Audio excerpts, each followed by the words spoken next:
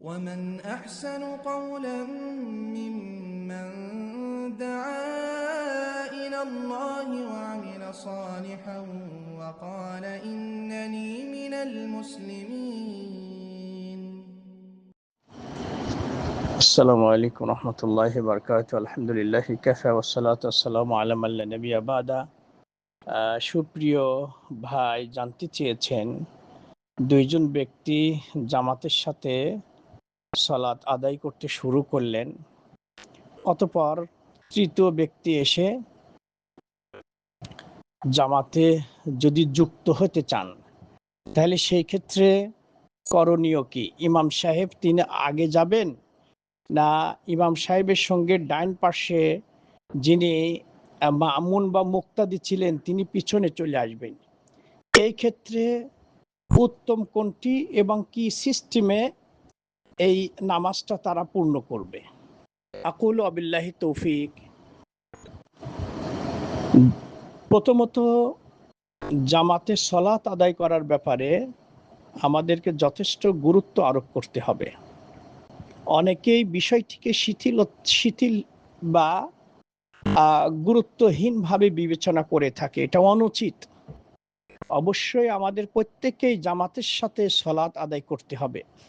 বরং রাসূল সাল্লাল্লাহু আলাইহি সাল্লাম বলেছেন, যেই ব্যক্তি আজান শুনবে, আজান শোনার পর যদি মসজিদে এসে নামাজ না পড়ে যদি একা একা পড়ে তাহলে তার নামাজ হবে না। ইজা সামিয়ান নেদা ফালা ইয়াতি ফালা সালাতে ইল্লা মিন উযর, এই ধরনের কথা এসেছে। তো সুতরাং জামাতের সালাত আদায়ের ব্যাপারে আমাদেরকে অত্যন্ত গুরুত্ব সহকারে বিষয়টি বিবেচনা করতে হবে। ওয়ারকাউ মা'আর রাকিঈন। তাছাড়া আমরা জানি যে জামাতে নামাজ পড়া, একা একই নামাজ পড়ার থেকে জামাতে নামাজ পড়লে 25 গুণ বা অন্য বর্ণনা এসেছে 27 গুণ নেকি বেশি লাভ হয়। দ্বিতীয় যে বিষয়টি, একই মসজিদে এট এ টাইমে ফরজ নামাজ পড়া কিন্তু নিষেধ। আমাদের সমাজে দেখা যায় যখন প্রথম জামাত হয়ে যায়, এরপরে যত মানুষ ওই মসজিদে প্রবেশ করে ফরজ নামাজ আদায় করার জন্য প্রত্যেকে একা একা পড়ে। এটি অনুচিত, এটা বরং হাদিসে কঠোরভাবে নিষেধ করা হয়েছে। সুতরাং একই মসজিদে সানি জামাত চলবে না, মানে এক জামাত হয়ে গেলে পরবর্তীতে জামাতে নামাজ পড়া যাবে না মর্মে যেই কথা প্রচলন আছে এর কোনো ভিত্তি নেই। বরং জামাতের সাথে সালাত আদায় করতে হবে। যেমন রাসূল সাল্লাল্লাহু আলাইহি সাল্লাম একদা কোনো এক নামাজ পড়ে যায় নামাজে বসে আছেন, ইতিমধ্যে এক ব্যক্তি মসজিদে প্রবেশ করলো। তখন রাসূল সাল্লাল্লাহু আলাইহি সাল্লামের সঙ্গে যারা নামাজ পড়েছেন তাদেরকে বললেন যে তোমাদের মধ্যে এমন কেউ আছে যে তোমার ভাইকে সাদকা করবে, অর্থাৎ তোমার ভাইয়ের সাথে যাই জামাতে নামাজ পড়বে তাহলে এই জামাতের সংখ্যা বাড়লে ওই ব্যক্তির নেকিও বাড়বে। কিন্তু যারা প্রথমে ফরজ পড়বে এরপরে যদি যায় তার সাথে যদি ইক্তেদা করে পড়ে তাহলে ওর জন্য এটা নফল হবে। তো সুতরাং এখানে রাসূল সাল্লাল্লাহু আলাইহি সাল্লাম জামাতে নামাজ পড়ার ব্যাপারে উদ্বুদ্ধ করেছেন, তাই আমাদের উচিত জামাতে নামাজ পড়া। যে বিষয়টি ভাই জানতে চেয়েছেন যে দুইজন একত্রে নামাজ পড়তে শুরু করলেন, এই ক্ষেত্রে কিন্তু আমরা ভুল কিছু লক্ষ্য করি বিষয়। তা হলো দুইজন যখন নামাজ পড়ে যিনি ইমাম হন তিনি বেশ কিছু আগে যান, আর ডাইন পাশে যিনি একা একই দাঁড়ান তিনি ইমামের বেশ কিছু পিছনে থাকেন। এটা ভুল, এটা ভুল। অবশ্যই সেটা ইমাম সাহেবের আগে যাতে না হয়, কিন্তু সমান সমান দাঁড়াইতে হবে, এটাই হচ্ছে সঠিক। কিন্তু কিছু ইমাম সাহেব মানে আগে যান এরপরে মুক্তাদি পিছনে অবস্থান করেন, এটা মানে হাদিস দ্বারা প্রমাণিত নয়।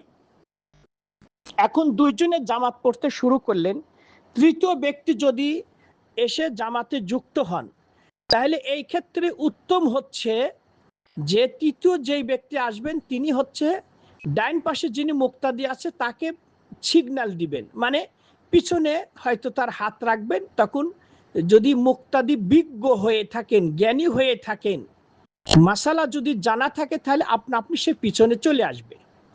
এইটি হচ্ছে এই ক্ষেত্রে উত্তম। কিন্তু এখন দেখা যাচ্ছে যে পিছনে কোনো জায়গা নাই কিন্তু সামনে জায়গা আছে। সেই ক্ষেত্রে তৃতীয় যে ব্যক্তি আসলেন ইমাম সাহেবের পিছনে একটু তিনি সিগন্যাল দিবেন, ইমাম সাহেব সম্মুখে তিনি অগ্রসর হবেন। তাহলে ইমাম সাহেব একা একা সামনে চলে যাবেন, এইটি হচ্ছে মানে এই ক্ষেত্রে এইটু করা যায়। এই দুটোই হচ্ছে জায়েজ আছে সুবিধা অনুপাতে, যেইটি মানে জাগার বিষয়টি বিবেচনা করে যেইটি সহজ হবে সেইটি করা যাবে। একটা কথা প্রচলন আছে যে ফরজ নামাজ যখন কেউ পড়তে শুরু করে তখন তার ডাইন পায়ের আঙ্গুল নড়াতে পারবে না, মানে সামনে পিছনে যেতে পারবে না, মর্মে যেই কথা প্রচলন আছে এর কোনো ভিত্তি নাই। কেন পারবে না? হইতে পারে একটা লোকের অজু চলে গেল, এখন মাঝখানে সামনের লোকের অজু চলে গেল, তাহলে ওই কাতারে তো ফাঁকা রাখা ঠিক নয়, তখন পিছনের ব্যক্তি তিনি সামনে হেঁটে যেয়ে ওই কাতারটা পূরণ করবেন। কিন্তু আমি যদি বলি যে না, মানে ডাইন পায়ের আঙ্গুল নড়াতে পারবে না, তাহলে সেই ক্ষেত্রে তো কাতার মাঝখানে ফাঁকা রেখে নামাজ পড়ে এটা নিষেধ এসেছে। সুতরাং এইটি হচ্ছে নিশ্চয় ব্যক্তি যেতে পারে। বরং নাসাই শরীফে হাদিসে এসেছে, আয়েশা সিদ্দিকা রাদিয়াল্লাহু তাআলা আনহা বলেন, আমি একদা আমার বাসায় নামাজ পড়তেছিলাম, দরজা সম্মুখে নিয়ে ইতিমধ্যে রাসূল সাল্লাল্লাহু আলাইহি ওয়াসাল্লাম দরজা নক করলেন, আমি নামাজ পড়া অবস্থায় যেয়ে দরজা খুলে দিলাম, রাসূল সাল্লাল্লাহু আলাইহি ওয়াসাল্লাম ঘরে ঢুকলেন, এরপরে আমি পিছনে আবার আমার জায়নামাজে রিটার্ন আসলাম। তো সুতরাং প্রয়োজন বোধে মুসল্লি এটা সামনের কাতারে সম্মুখে যেতে পারবে, এতে কোনো বাধা নিষেধ নাই। আল্লাহ সুবহানাহু ওয়া তাআলা আমাদের সকলকে প্রতিটি ক্ষেত্রে কোরআন সুন্নাহ থেকে সমাধান জেনে সেই অনুপাতে আমল করার তৌফিক দান করুন। হাদা আল্লাহু আলাম, ওয়া সাল্লাল্লাহু নবিনা মুহাম্মদ ওয়া আলা আলিহি ওয়া সাহবিহি আজমাইন। আসসালামু আলাইকুম ওয়া রাহমাতুল্লাহি।